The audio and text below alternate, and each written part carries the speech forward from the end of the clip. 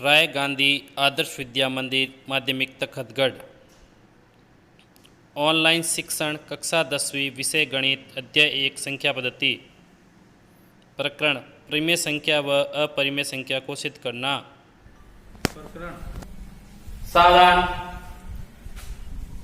Online शिक्षण में कक्षा 10वीं विषय गणित के पाठ नंबर 3 यानी तीसरे वीडियो में आज हम अध्याय 1 संख्या पद्धति के अंदर अपना आज का जो प्रकरण रहेगा वो रहेगा सिद्ध करके बताना है कि परिमेय अपरिमेय संख्या क्यों है। तो आज का अपना प्रकरण है अपरिमेय संख्या। तो सबसे पहले इस प्रकरण को शुरू करने से पहले हमारे को यह जानकारी होनी जरूरी है कि परिमेय और अपरिमेय संख्या होती क्या है, परिमेय और अपरिमेय संख्या क्या होती है।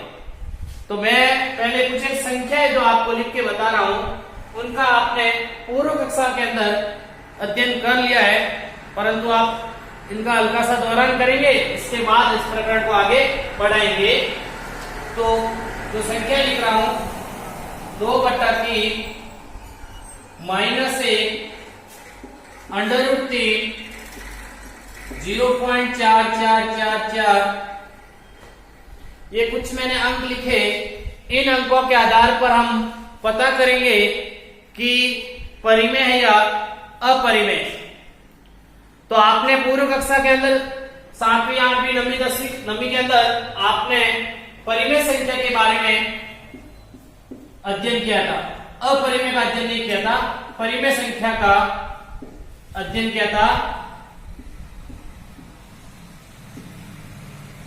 तो परिमेय संख्या होती क्या है, तो मैं आपको परिभाषा के अकॉर्डिंग बताता हूं।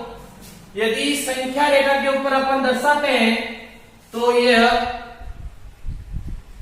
0 1 2 3 4 5 इसी प्रकार से -1 -2 -3 -4 अपन इस प्रकार से संख्याएं अंकित कर सकते हैं। अब इन संख्या के आधार पर अपने को परिमेय ये संख्या पता करनी है। तो परिमेय संख्या की परिभाषा सभी को पता होनी चाहिए। तो ऐसी परिमेय संख्या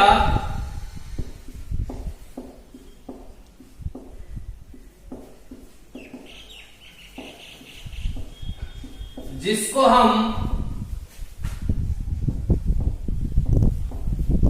P/Q के रूप में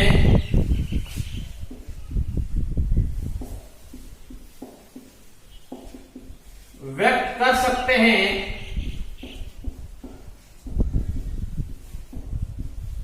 तथा P व Q पूर्णांक है और Q = 0, मतलब Q की वैल्यू 0 नहीं होती है। इनके आधार पर अपन बता सकते हैं कि यह परिमेय है या अपरिमेय। तो अगर मैं इस संख्या रेखा से पता करूं तो कल मैंने आपको दूसरा वीडियो जो बताया था उस वीडियो में मैंने कुछ एक परिभाषाएं दी, वो सब परिभाषा इस संख्या रेखा के आधार पर अपन हल कर सकते हैं या बता सकते हैं परिभाषाएं। जैसे यदि मैं कोई भी अंक गिनने के लिए शुरू करूं, गिनने के लिए जैसे 1 2 3 4 5 6 7 इस प्रकार से कोई भी अपन अंक शुरू करते हैं गिनने के लिए, वो सभी अंक प्राकृत संख्या के अंदर शामिल करते हैं। अगर मैं इस संख्या रेखा को 1 से शुरू करूं तो आप कहेंगे भैया जी 1 से गिनती शुरू की इसीलिए यह प्राकृत संख्या है। और यदि मैं 1 में से 1 घटाऊं, माइनस करूं, तो मेरे पास में 0 बचेगा। और इस 0 से अगर मैं शुरू करूं तो वह आप कहेंगे ये भैया जी पूर्ण संख्या है। और इसी रेखा के अंदर पूर्ण संख्या और प्राकृत संख्या के साथ में ऋणात्मक संख्या भी शामिल की हुई हो तो वह पूर्णांक के रूप में शामिल होती है। अब इनको P/Q के रूप में अगर व्यक्त कर देता हूं, जैसे 2/3 ये P/Q है, 2/3 p/q के रूप में व्यक्त कर सकते हैं। तो इसको अपन कहेंगे यह परिमेय संख्या है। q की वैल्यू 0 नहीं होनी चाहिए, मतलब 2/0 नहीं होना चाहिए। अगर 2/0 है तो आप उसको तुरंत कहेंगे वह अपरिमेय संख्या है। एक और अपरिमेय संख्या पता करने के लिए हमें मोस्टली याद रखना है कि अंडर रूट की संख्या यदि मान नहीं दिया हुआ है, अंडर रूट का मान दिया हुआ नहीं है, तो आप उसको कह सकते हैं यह अपरिमेय संख्या है। अंडर रूट की जितनी भी संख्याएं होती हैं वो सब अपरिमेय होती हैं।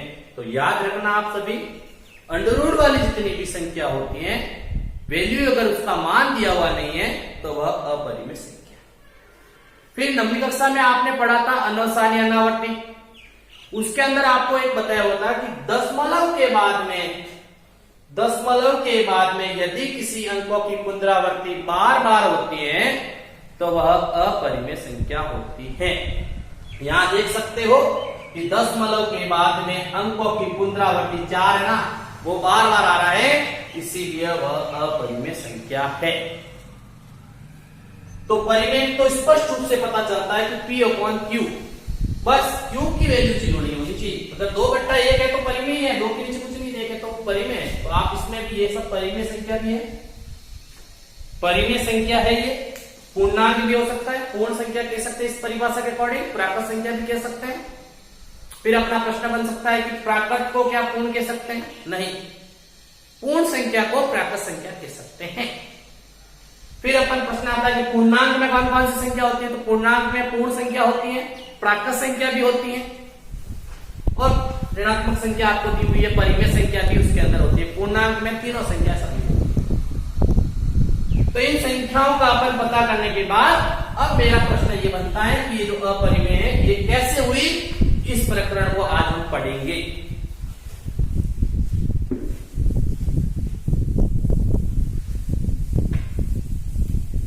तो मेरा प्रश्न ये रहेगा आज का कि सिद्ध करो कि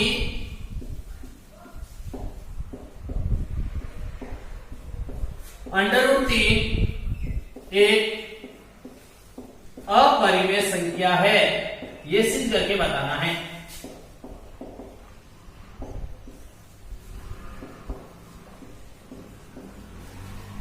अब इसको सिद्ध करके अपने को बताना है। ये इंपोर्टेंट प्रश्न है।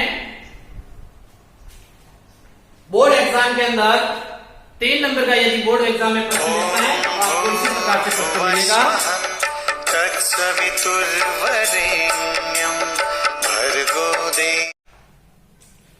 तो अपना ये जो प्रश्न है वो है सिद्ध करो कि √3 एक अपरिमेय संख्या है। बोर्ड एग्जाम के अंदर आपको ये विशेष ध्यान देना है कि जब भी आपके प्रश्न अगर बड़ा आता है तो इस पहले लेसन में इसी का प्रश्न बन देगा, या फिर आपको पहले वीडियो में मैंने यूक्लिड समझाया था। तो आप इसको सिद्ध करके तो कैसे अपन सिद्ध करेंगे? तो सबसे पहले इसका लिखेंगे अपन, इसको हल करेंगे तो कि माना √3 एक परिमेय संख्या। सबसे पहले इसको अपन इसका विलोम मानेंगे, यानी अपरिमेय को परिमेय कहकर अपन इसको हल करने की कोशिश करेंगे। तो जैसे परिमेय संख्या आई तो आपके माइंड में तुरंत दिमाग में सवाल आएगा कि परिमेय किसे कहते हैं? p/q को। अपन इसका वज्र गुणा करेंगे, वज्र गुणा p का 1 से p, √3 का q से √3q। ये अपने को वज्र गुणा करने के बाद इन दोनों पक्षों का अपन वर्ग करेंगे। इस सवाल को थोड़ा ध्यान से समझना क्योंकि ये थोड़ा अलग ही प्रश्न है। दोनों पक्षों का वर्ग करने पर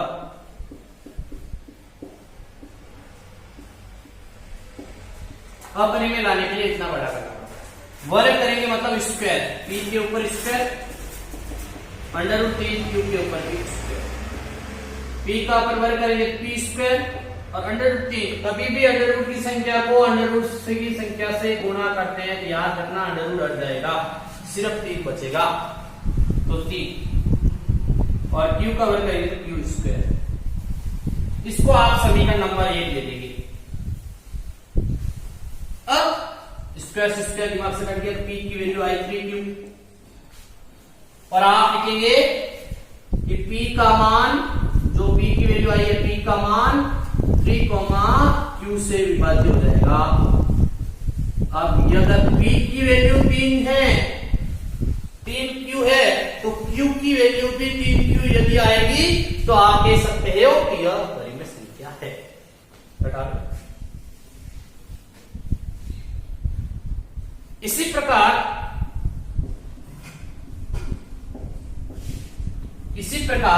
जो अपने की वैल्यू प्राप्त हुई है p की, उसी p की वैल्यू को यहां लिखेंगे, परंतु पूर्णांक बदलकर लिखेंगे।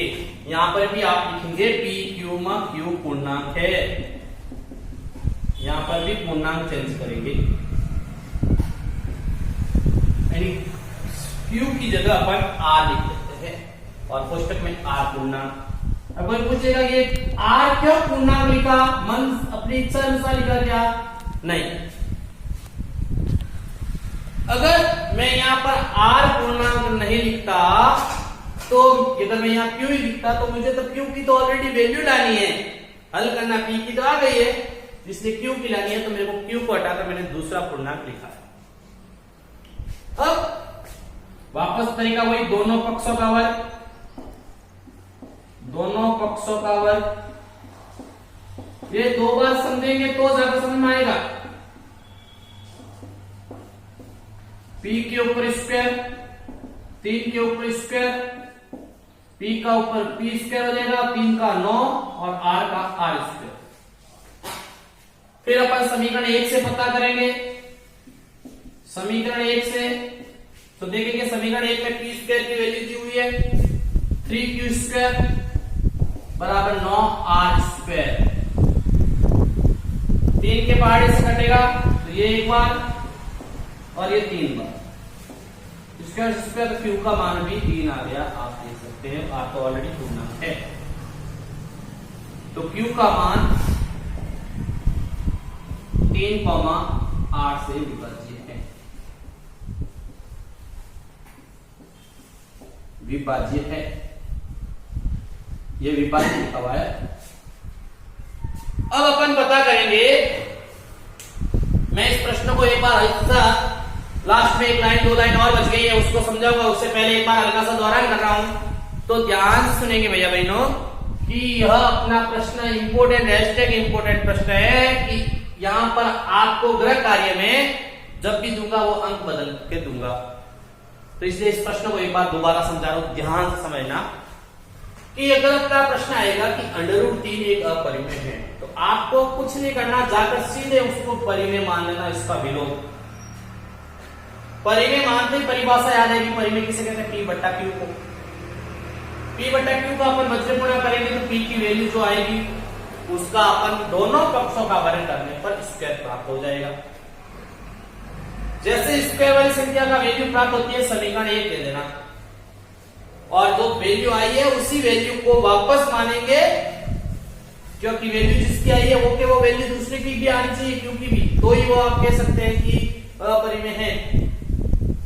तो p की वैल्यू भी अगर आई है तो p की वैल्यू अपन मानेंगे 3r q को हटाकर मैंने r पूर्णांक प्राप्त कर दिया, लिख दिया। r की जगह आप कुछ भी लिख सकते हो, जरूरी नहीं r लिखे, पूर्णांक एबीसीडी का कोई भी अक्षर लिख सकते हो। फिर दोनों पक्षों का वर्ग करेंगे, तो p के ऊपर स्क्वायर लगाएंगे, वापस उसके ऊपर स्क्वायर करेंगे, तो दोनों का स्क्वायर आपके सामने लिखा हुआ है, p स्क्वायर बराबर 9r स्क्वायर। समीकरण 1 से मान वैल्यू निकालेंगे, आप देख सकते हैं ये समीकरण 1 लिखा हुआ है, और इस समीकरण 1 से वैल्यू लिखेंगे तो मान अपना प्राप्त हो जाएगा। इस प्रकार से q का मान भी प्राप्त हो जाएगा। अगर ये q और p का मान यदि प्राप्त है, तो पुनः अपन जो विलोम माना था अपरिमेय, तो अपन यहाँ लास्ट में ये कह सकते हैं अतः विरोधाभास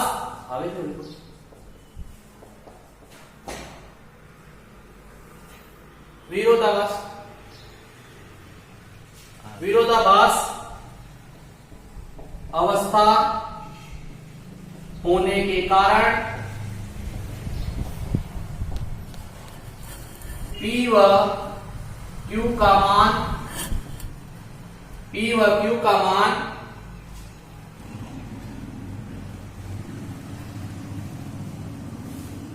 √3 से विभाज्य है।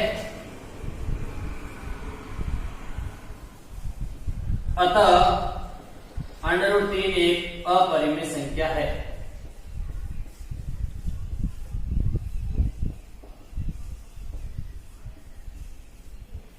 पुनः एक बार मैं वापस कह रहा हूं, ये लाइन का समझ में नहीं आया, मैं बोल रहा हूं, एक बार उस वीडियो को 2 बार सुनेंगे ताकि आप लिखने में आसान रहेगी।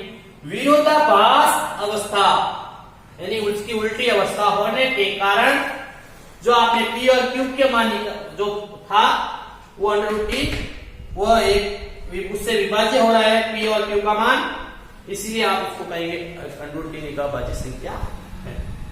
अगर आपको ग्रह कार्य के रूप में ग्रह कार्य के रूप में प्रश्न लिखना है तो भैया ध्यान रखना, √3 की जगह आपको सिर्फ √5 करना है। √7 वाला दूसरा प्रश्न यानी चेंज कैसे करना, सिद्ध करो कि √3 की जगह √5 एक अपरिमेय है।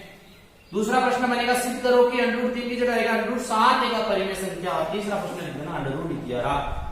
ये 3 प्रश्न आपको करने हैं ग्रह कार्य। बस यही तरीका पूरा का पूरा, बस 3 की जगह 5 आपको अंक चेंज करना है। तो आशा करूंगा ये मेरे ऑनलाइन सेक्शन में पढ़ाया हुआ वीडियो परिमेय संख्या का अच्छी तरीके से समझ में आया होगा।